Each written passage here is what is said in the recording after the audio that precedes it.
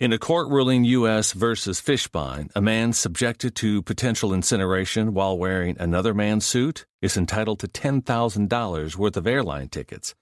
It's an obscure ruling, but a very important one. To Thrive Loud with Lou Diamond. I don't need to teach you to be more like me. I need to teach you to be more like you. Longtime listener and a huge fan. Lou, I am tremendous. And the more I'm plugged from technology and people, the more I can serve people with technology. What you're standing for with connection, I think it's the key to everything. You're just an amazing breath of fresh air for sure. Lou, you're a diamond in the rough, my man. Because for me, if I'm not living high energy, I'm surviving and I want to be thriving. Get ready to thrive loud with Lou Diamond. I love it. Welcome, everyone, to another episode of Thrive Loud with Lou Diamond, connecting you to the most inspiring and amazing people that are thriving each and every day. I'm your host, Lou Diamond. Today on Thrive Loud, we have a former TV host and advertising creative turned training guru. She has spent decades traveling the globe with her award-winning company, Combustion, fueled by her unrelenting passion for developing human potential. She is now the swagger coach. Thrive Loud listeners, I bring you keynote speaker, better than therapy, rock star, ass-kicking, witching force of nature, Leslie M. Leslie, how are you today? Wow, hype man. I love that intro. You know, if we can cut it out, record it, piece it up, and you can do it the next time you speak at some gig. Does that sound like yes, please. Can we put some music, like thumping tunes behind it, and I can just use you and your gorgeous voice as my intro for everything. Anything you want. There usually is a fee for that, but we'll figure it out down the road here, Leslie. So Leslie, you've got some things going on here, and obviously you got swagger, personality, and everything, and some books to talk about, all that crazy stuff. What I kind of want to know is how this became your gig. How did this whole swagger coach thing start? I don't want to go all the way back to birth. I want to figure out the more recent view of where things are, so I understand how this is your thing. Well, I launched a training company, my first training company in 2008. The company eventually became the company that I own today, which is called Combustion. And with this, along with my team of amazing trainers, we've been traveling the world and working with, Fortune 100 companies. We're incredibly fortunate to work with the most badass companies on the planet. And despite the subject matter that we were training for organizations like Google or TD Bank or Lenovo or HBO or Uber or whatever, I noticed a fundamental human truth. It didn't seem to matter what country, what culture, what level of expertise, what title. At the end of the day, people did not fundamentally believe that they could be who they really were and actually succeed. They just didn't think that what they had was good enough. So they were all trapped in this fake it till you make it kind of thing. They were putting on this false front. They were stressed out and insecure and couldn't really manifest all of their juicy stuff, all of the stuff that I knew to be true over years and years, to be the very stuff that was going to kick them up to the next level. So I started to talk about this quality when I was in the room with people as swagger. I was like, dude, where's your swagger? Or yes, that's it. You've tapped into your swagger. And as the years progressed, I went, okay, I got to turn this into something that everybody has access to, because, I found that I was at the stage where I wanted to clone myself. I became so passionate about this message because it was transformational for people. So I did what you do when you can't clone yourself. I wrote a book. And the book is now coming out on May 10th. It's called Swagger, Unleash Everything You Are and Become Everything You Want. And it's basically me on a page. Okay. So, Leslie, let's do exactly what you were doing when you made this observation. You observed that everybody was kind of fake it until you're making it at some point. Was that you at some point previously, before you started helping people combust through combustion? Well, I gotta say, no. I'm incredibly fortunate to have been raised very unconventionally by amazing, amazing parents. And my mother in particular, my parents were both entrepreneurs. So I never was conditioned to work for the man. I was always taught that I could do anything and be anything and create anything. And my mother used to say to me, whenever I had an aspiration or a dream or a thing, when you're little and you watch TV and you go, oh my God, I wish I could do that. Or you hear about some cool gig. I remember when I was a little kid, I wanted to be the person who named the nail polishes. I wanted to come up with those names. And she said, that's a thing, you could do that. And anything that I dreamt of being, she would say to me, why not you? And she was waiting for an answer. What's stopping you? Why not you? And I never could really come up with an answer. And if I did, she sure as hell told me why I was patently incorrect in that belief. So what she helped me to develop was infinite self-belief, which is very different than confidence. And we can talk about that after. But I developed this sense that I could try to do anything. I could jump off that cliff and I was not going to die. So it allowed me to navigate my life in ways that were so exciting, because every time an opportunity would present itself, I'd go, well, why not me? And I would go for it. So I've had a crazy series of careers. I was a singer for many years. I was a script doctor, script editor, script analyst for many years. I was a TV host. I worked in the advertising business, and all of those things I did kind of accidentally. The opportunity presented itself and I went, woo, why not me? And was able to make something really juicy of it and move on to the next thing when I felt like I was ready. I love that, by the way, the whole why not me, and what a great way to grow up and the right attitude and mindset that it should be. So are you now carrying forward today through the way you grew up? Is why not me equating to shining and having your swagger show itself? Oh, absolutely. It is a fundamental element, because when I have this visual model that I use to explain what's holding us back to people.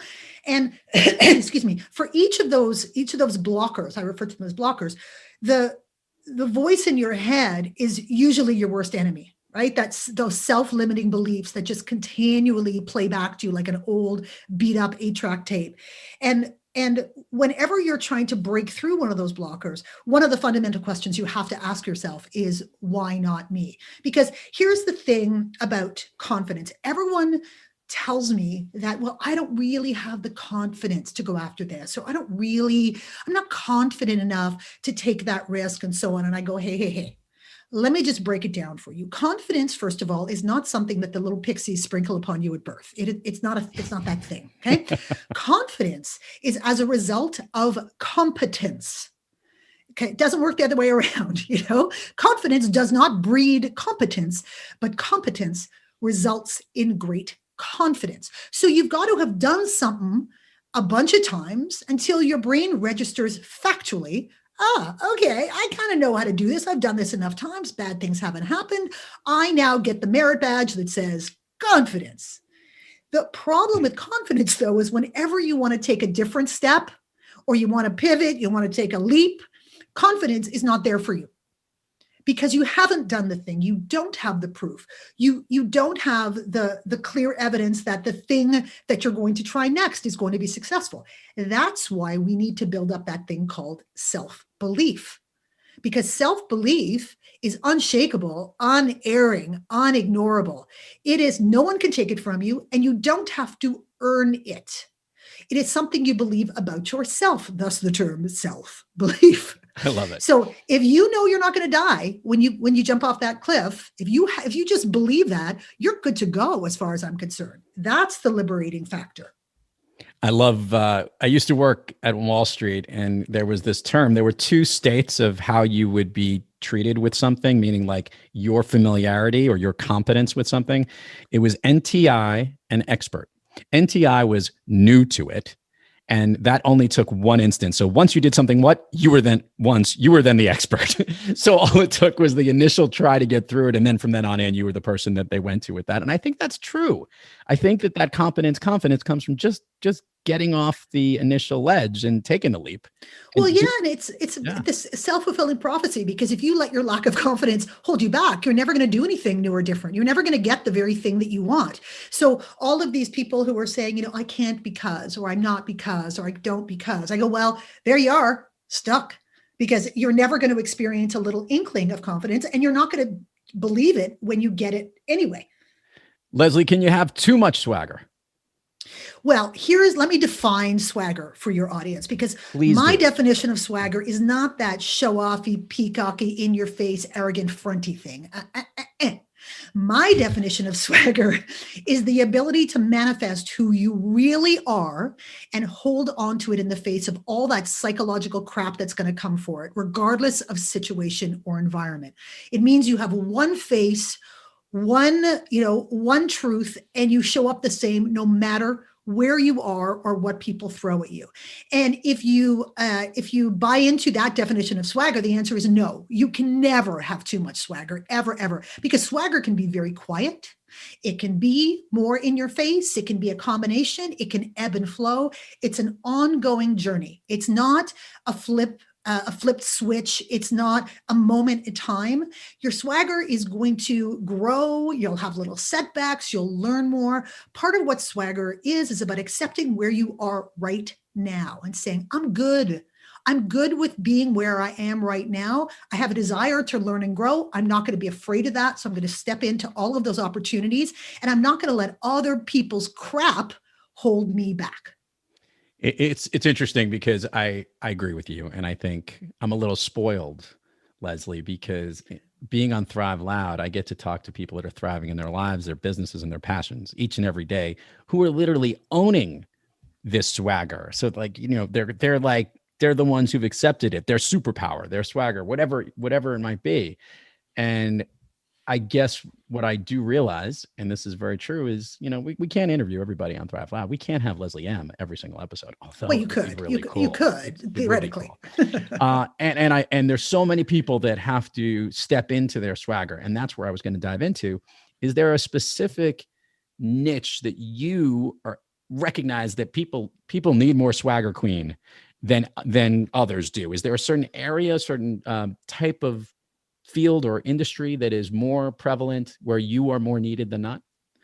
Well, that's a really interesting question, because I have found that as I move through my career and as I'm exposed to more and more audiences, whether it be speaking or coaching or training, I kind of feel like everybody relates to this. It resonates with everybody. So whether you're a solopreneur, entrepreneur, whether you're someone who's very advanced in their career or new to whatever the industry is, I find that because of the mindset shift that swagger gives you, not just the kind of permission that you give yourself to take steps and so on and so forth. I've experienced, working with CEOs who are in pain. I mean, they are so profoundly insecure and afraid of being themselves that they're trapped in a prison of their own making. That is not fun after you've paid your dues for so many years. And then I've also met, students who are saying, I don't know how to step into my place of truth, and I don't trust that I have what it takes. And so the message resonates with them as well. I meet entrepreneurs and solopreneurs who are afraid of using the real them, their key differentiators, their freak flag, in order to become the brand that they're going to have to invest in. And I say to them, well, dude, if you're investing in something that is patently false, at some point it's either going to fall apart or you're going to lose the energy to have to support that. The truth will out, as they say. So it seems to resonate equally with everyone. Leslie, I want to talk about the book and writing the book and putting this stuff together on words. It's different when you're on stage and you get to speak your message and you live your passion. And as the listeners need to know, we're obviously recording this during COVID. She is desperately in the need of hugging someone. She's very frustrated that she can't hug someone. People can just queue up and I will just get to them one by one as soon as I can. I'm happy. I will just create a hug line. What was the process like in putting the book together? Sometimes people are natural at this. What was your process experience like? Did you really enjoy it? Or was it kind of like a labor of love or just a labor? Well, going into it, I was so jacked because I thought, okay, I'm going to do this. This is great. I've always been a writer. So the writing part was not intimidating per se, but I think when you consider yourself a writer, that's what I've done my entire career at the foundation. When you consider yourself a writer, you put a huge amount of pressure on yourself, not just to get the book out, but to have it resonate with your own authentic voice. That was my thing. I was like, you can't have a book about swagger that doesn't have swagger. And let me, all truth, I lost my swagger many, many, many times in the process of writing this book. Like, I talk about the ebb and flow. And I would say to the people around me, like, hello, swagger queen. And I am riddled with self-doubt, and I'm questioning things and so on and so forth. And I kind of, as I got into it, I at one point in the book, I just slapped myself across the face. I mean, almost literally, I went, girl, just shake it off and get on it, because what you have always done has always worked for you.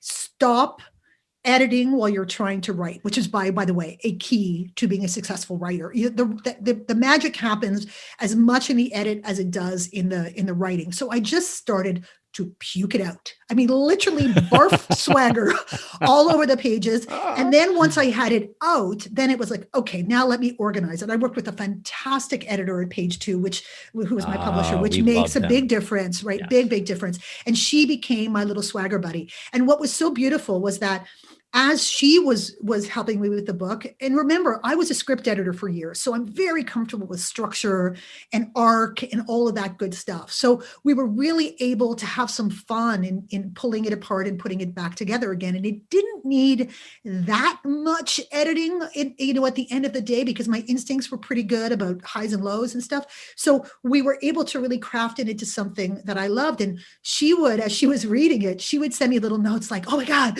page 78. I just had like a swagger truth bomb. Oh my God. And she would, like, it was so sweet. Everybody did that. The copy editor too would send me little comments down like, oh my God, truth. And she would highlight something. So I started to see that it was resonating even before it was fully crafted. And that just sent me over the moon. And when I, I gotta say, one of the scariest things about a book is not just the writing of it, but it's when you have to start releasing it out into the world. And you really have to hold on to your center. It is a major swagger moment, because now you're asking for other people's endorsements, which is scary as hell. For audience who don't understand that, what you got to do is, the little blurbs on the back or the front of the book that so-and-so says, best book ever, changed my life, blah, blah, blah. You got to go, pimp for those and ask people who you respect to, will you read my book and maybe put your name on it? But of course, I embraced the why not me ethos, and I went for people that I super duper respected. The response that I got was so deliciously lovely, overwhelming, and I got fantastic endorsements. But what was even more important is that everybody said to me, Leslie, this book is you on a page. Yeah. The way you talk comes through. The way you are comes through. It is, nobody else could have written this book. And that's when I went, yes, and I'm good. And I just stepped back from it and said, all I got to do now is get it into the hands of the people for whom it might change their lives. Because I really believe that it could be that truth bomb, and that hand holding, there's process in it. It holds your hand through thing. It's got exercises in it. There's a companion workbook, all of that stuff. I believe it could really help people to unleash that vital swagger. And for Thrive Loud listeners out there, she has my very good friend, Phil Jones, and Brant Menswear, both guests on the show, who have said such amazingly nice things here. And anytime you get Brant to say that you're an inner rock star is waiting. I mean, come on. I mean, that's all you need from that. So. Oh yeah, that was it. I was like, he just dropped the mic and I just stood back and went, yes, and thank you. So I love asking guests this question, and I especially am very interested to hear where this goes based on what we've already heard so far, listeners, with the energy and swagger that the swagger queen is just oozing with right now. Like you said, when you're writing the book, or you have those days when you're not quite kicking on all cylinders, because most of the time we know you're thriving, you're killing it, you're doing it great, you've got this energy and you're helping people thrive, which is even better. On those days when you're not quite on your A game, Leslie, who or what practice do you seek to get yourself back on the thriving track? Well, my answer is kind of sucky, but I'm going to share it anyway. I talk to my husband, and we say to each other every single day, I'm in love with you. And that to me is not just I love you, but I'm in love with you, which I think is what makes it, particularly special. The reminder of that says to me, no matter what happens in your life, you can jump off that cliff and nothing bad will happen to you because you have me and I have you. So I don't, because my life is so crazy and frenetic, I'm not a very ritualistic person. I don't follow any particular, I probably should. I probably would be 1,000 times more productive, but I don't have that. So what I have is my little touchstone that reminds me that I am so safe in this world, and that, as long as I have the love of my husband and, and my family, I'm good to go. I could do anything. The whole world kind of, imploded a year ago, and I still went, oh, I'm good because I've got my people. I have them around more a lot these days. Still not sick of my husband. I would like to state for the record.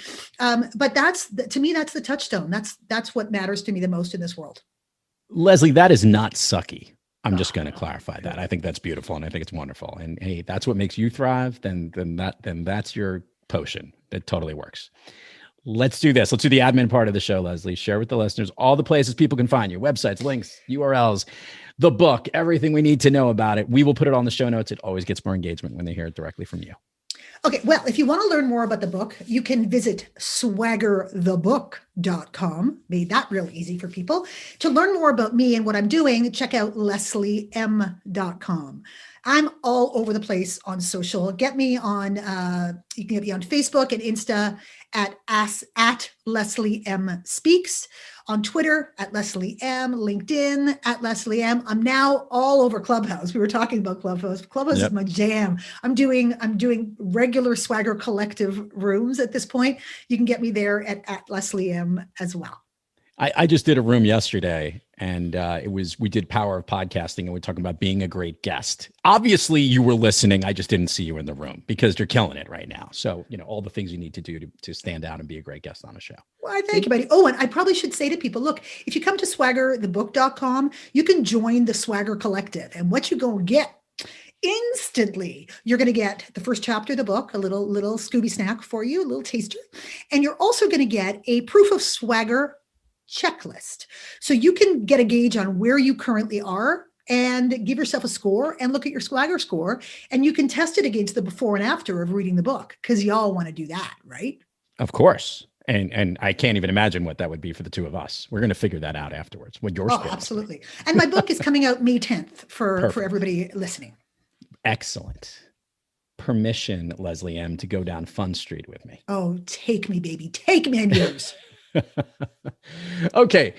Listeners need to know this. If you're familiar with the show, we do give them a little bit of a heads up, our guests. And I gave Leslie a heads up, and I say, hey, share, one of your all-time favorite movies. You not only gave me one movie, you gave me a toss-up between three. Can you share the three that you have? And I want to know why these are your movies. If you need a reminder, I gladly will. Oh, no, I know. Cause I'm a complete cinephile. So it was hard. It was like top one, I could give you the top 26. So, my top three are, Brief Encounter, which is an old black and white David Lean movie. My second is Seven, it's that one that I couldn't believe was in the list, but David Fincher. Yes. Yep. And the third one was Cinema Paradiso, which is a gorgeous, gorgeous Italian movie. So you want to know why? Well, more specifically, I guess, and go through each one. Why did these movies connect so much with you? Well, because I love cinema so profoundly that different things about movies will get me into kishkas. I love story, I love structure, but the way that the screenwriter's vision of the story and the director's vision and how that comes together. The Brief Encounter is such an incredibly sexy movie, even though it is the most chaste thing on the planet. It's about two people.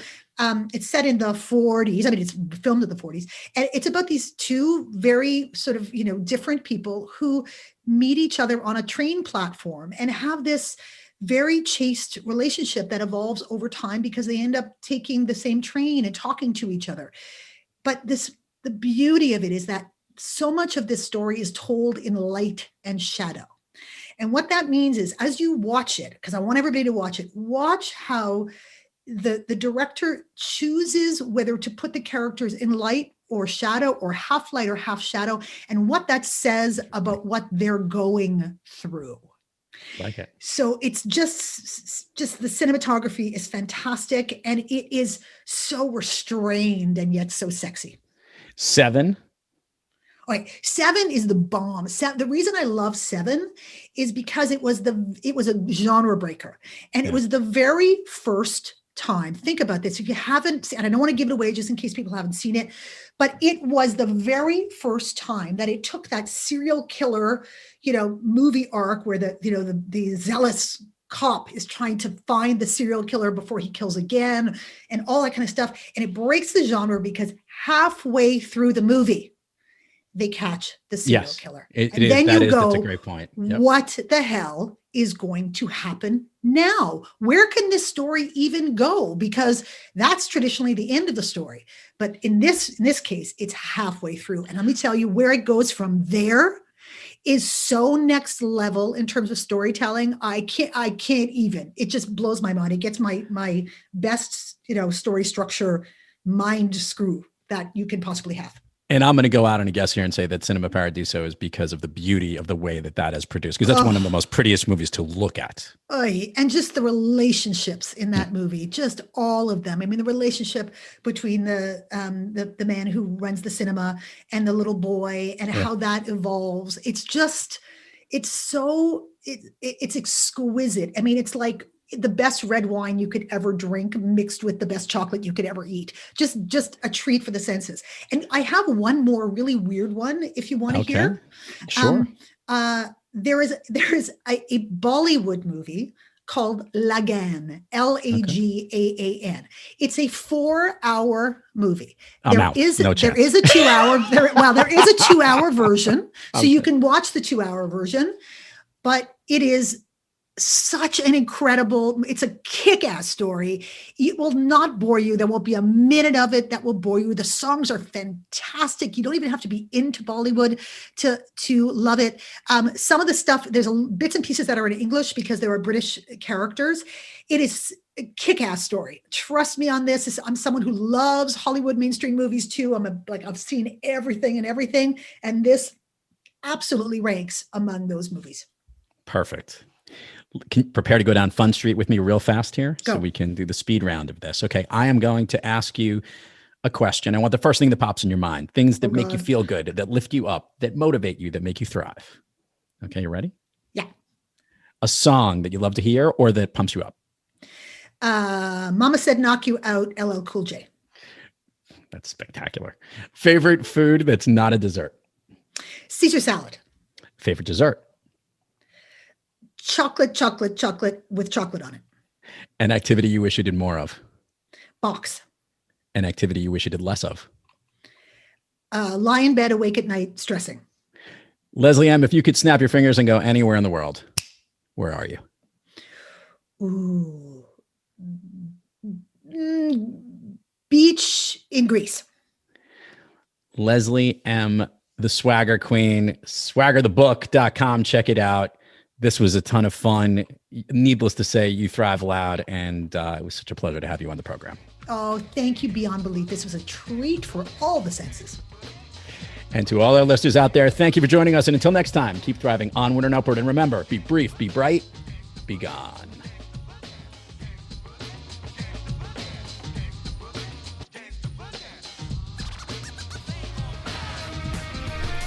You've been listening to Thrive Loud with your host, Lou Diamond.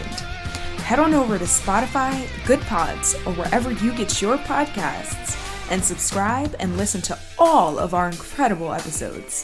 Follow Lou at Thrive Loud everywhere on social media, and head on over to thriveloud.com to connect directly to Lou and learn how you and your business can thrive loud too. Thanks for listening.